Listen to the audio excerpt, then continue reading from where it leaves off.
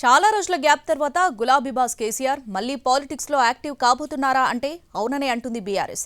ఇవాళ తెలంగాణ భవన్లో BRS LP సమావేశం జరగనుంది. ఆ మీటింగ్ లో పలు కీలక అంశాలపై చర్చిస్తారు. తెలంగాణ భవన్లో ఇవాళ బీఆర్ఎస్ ఎల్పీ కీలక సమావేశం జరగనుంది.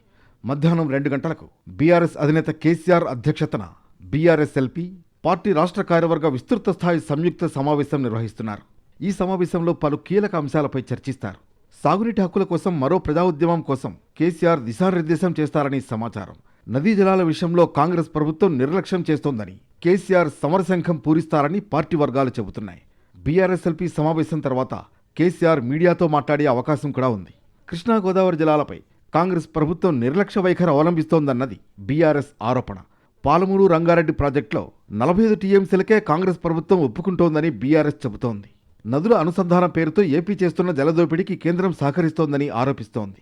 పాలమూరు రంగారెడ్డి ప్రాజెక్టు పరిధిలో 3 బహిరంగ సభలు పెట్టాలని కేసీఆర్ భావిస్తున్నట్లు బీఆర్ఎస్ వర్గాలు చెబుతున్నాయి. ఉమ్మడి మహబూబ్నగర్ జిల్లాలో మొదటి సభ, ఉమ్మడి రంగారెడ్డి జిల్లాలో 2వ సభ, మరోచోట 3వ సభ నిర్వహించాలని కేసీఆర్ నిర్ణయించినట్లు తెలుస్తోంది. మరోవైపు పార్టీ ప్రక్షాళనపై కూడా ఫోకస్ పెట్టనున్నారు కేసీఆర్.